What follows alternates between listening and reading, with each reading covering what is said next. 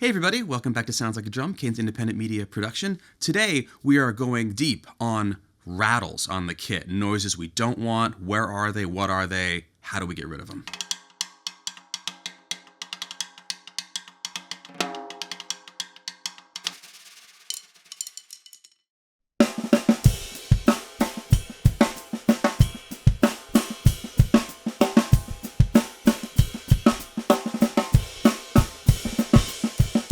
Today's episode is going to be slightly different than normal. We are actually going to compartmentalize this into chapters that are clickable below because we want to talk about each section of the kit separately, and should you kind of know where your issues are roughly located, this way you can skip ahead and find the things that you need to find. We're going to break it down today into cymbal stands first, and then pedals, drums in general, and then mounting hardware. Each of these parts of the kit can elicit all kinds of different frustrating sounds that even just when you're practicing can be super distracting and frustrating, and if you are going to try to record your kit, they're going to be differently problematic then too.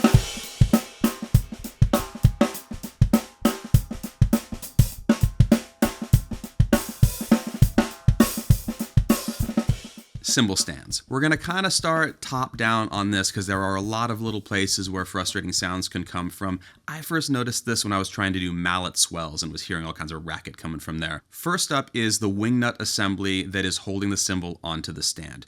If it's loose, it can rattle. Cymbals are moving a lot when you hit them, so there's a lot of vibration traveling through every part of the stand, and this includes the mount itself. The culprits in this instance can be the wing nut itself. They can also be the mount underneath if there's a metal washer or something like that beneath the cymbal. And then secondarily, the cymbal itself can also be colliding with the stand if there isn't a sleeve to protect it, some kind of nylon or rubber sleeve that keeps the cymbal from touching the stand itself. Another thing on a cymbal stand that can get in the way, which I've actually removed from all of mine for this very reason, is memory locks. If they're not locked down tight all the time, then they can rattle, they can work themselves loose. In my life, I don't find that I need them necessarily. If they are an integral part of your setup, just checking to make sure that they're tightened down and that whatever they are on is also mounted firmly in.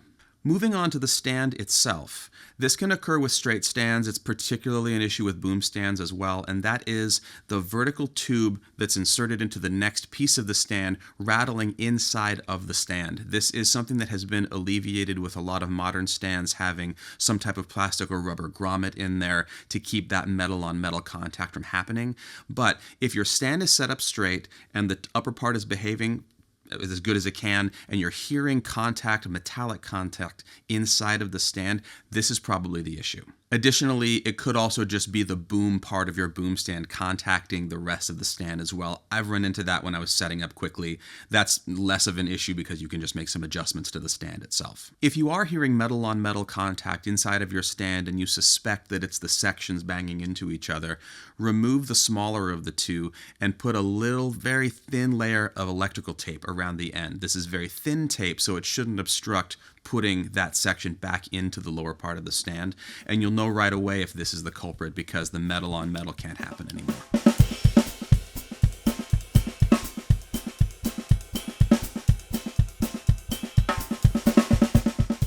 Chapter 2, Pedals. There's a lot of stuff that can rattle on pedals, and we'll move through it relatively quickly, but I know that the largest rattle frustrations I've had in my life were from the pedals. A lot of pedals manufactured today, even in the affordable range, have all of the pedal affixed to a solid base plate. If you play pedals that don't have a solid base plate like I often do, the first thing that you're going to notice rattling is the hinge where the plate itself attaches to the heel plate. Some pedals have bearings or something firmer in there that really keeps that from happening.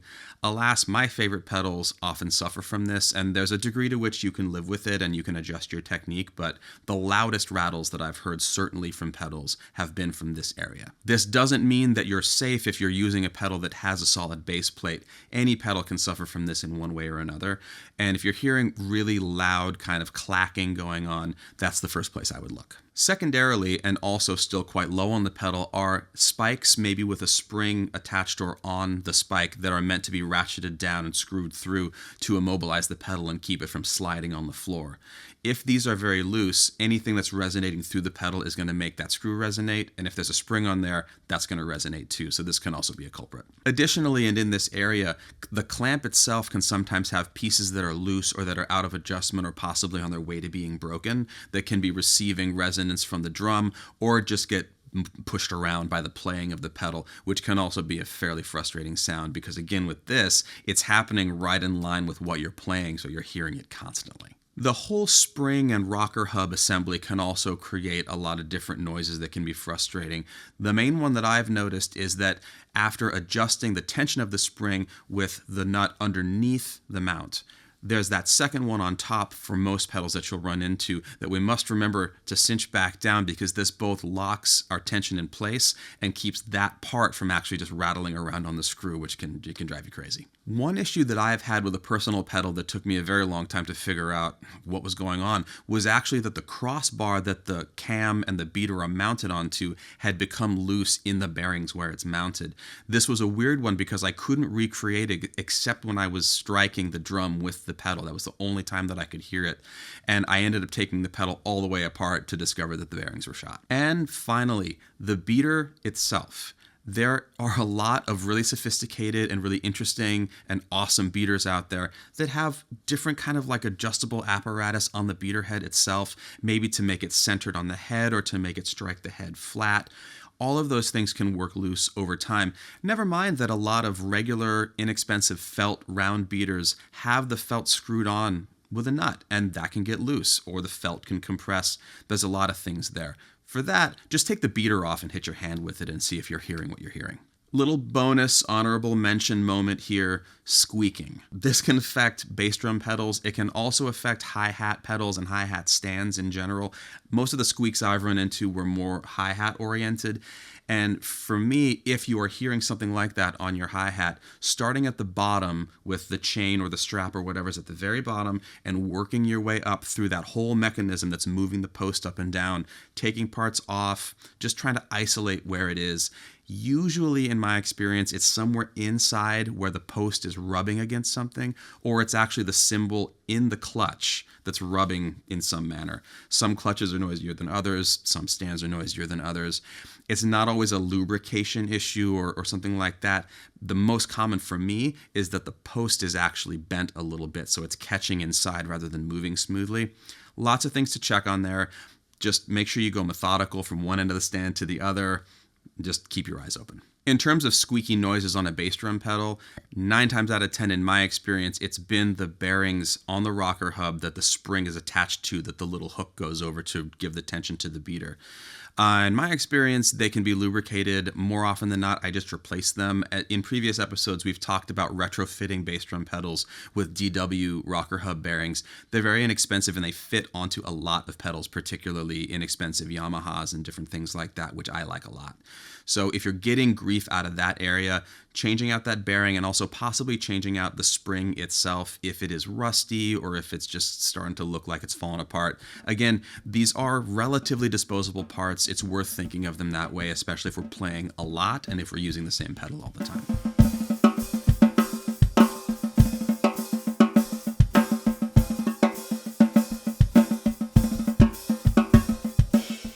And now we've made it to drums themselves. There are so many things on a drum that can rattle.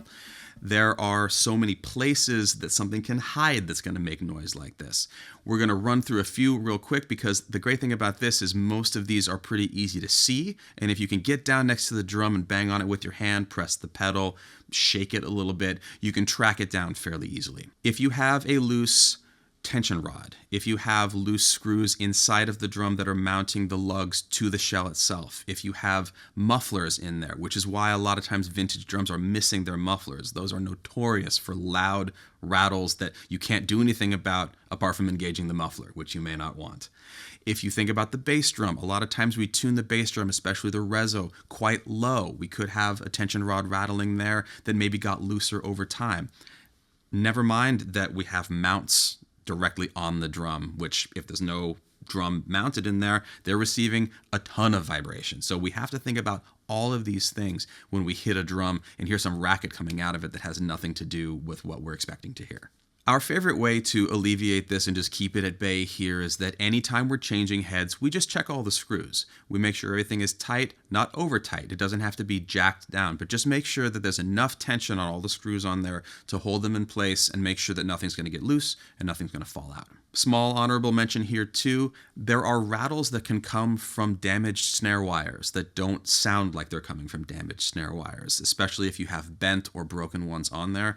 If you have bent or broken ones, or you suspect you do, really give them a good look, because again, replacement wires, especially inexpensive ones which still very much do the job, can be a total game changer for any drum that's experienced some damage in that area. If you're not sure if there's anything weird going on with your wires, simply put the drum on the stand normally like this, take the tension off of the wires, just turn the mechanism off, and look underneath the drum to see if the wires are hanging smoothly or if there are any stragglers in there that look like they've received some kind of impact or a bend or something like that. If you see some that look sketchy, you can snip them with wire cutters, but it is really important to know that those ends are going to be super sharp and they can penetrate the snare side head, they can scratch your hands. They also are going to make it so that the wires are not evenly tensioned anymore because you don't have all of them present, unless you're snipping the very center one. So do be careful if you choose to do that. Make sure that you're not damaging the heads, your hands, or anything else.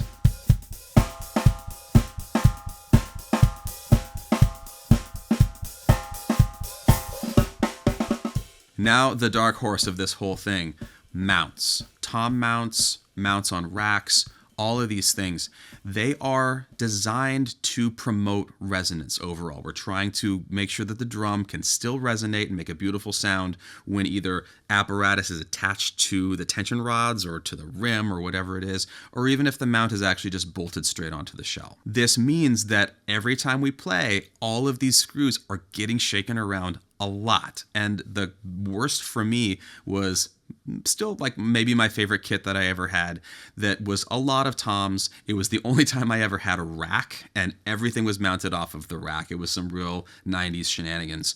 The floor toms, quote unquote, the 14 and the 16, had screws falling out of them all the time. It was on the mount, it was on the rims part of the mount, it was on the rack. I had screws coming out of the inside of the drum because they were just resonating so much.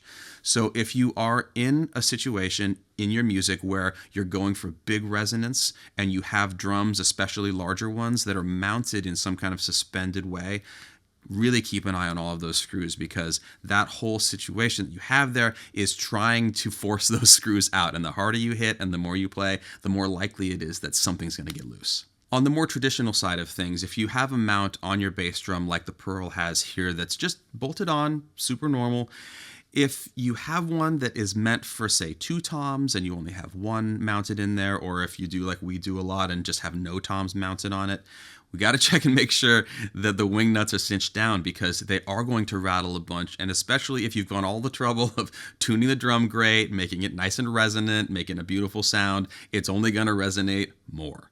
And I mean, if I had a nickel for every time that I was here playing and I realized that those things were loose, I mean, it's as common as it could possibly be. Now, additionally, and we do have some things like this here, anything that you are clamping to the edge of a drum, to the rim itself, is getting a lot of vibration, even though we're not hitting it, and even though the drum's weight is not resting on it. It's receiving a ton of energy. Microphones like we use here, percussion mounts, anything like that, you got to check on those things, because the way that those mounts are designed, they can get loose without the thing actually falling off of the drum. So you may not realize that it's worked loose either during a performance or at home with your gear set up, over the weekend or whatever. The main takeaway is that just because things haven't fallen off of the kit doesn't mean that they aren't the thing that's making the noise that's driving you crazy.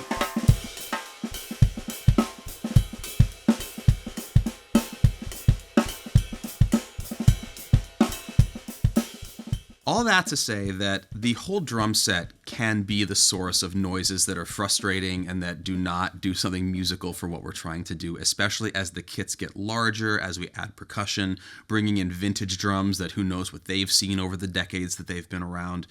It does mean that we have to be in a light state of triage with the kit all the time, just in case we start hearing something that's funky before it gets out of control and before we get overwhelmed or frustrated and decide that we don't feel like practicing that day. The more that we can get into regular maintenance like this, which is not dissimilar from the regular maintenance of periodically tuning the drums or changing the heads or anything else like that, the longer the life of the drums are going to be, the happier we're going to be playing them, and ultimately we're just going to make music easier. And at the end of the day, that's a big part of why we do this here, getting to the part where we get to make the music that makes us happy, that makes the listener happy, and makes all of this worthwhile.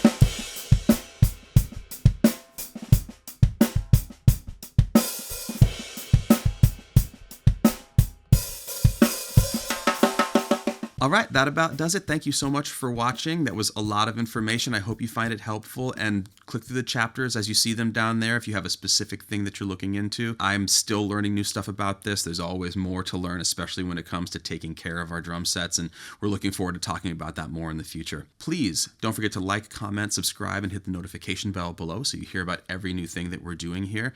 And please click over to the Patreon as well.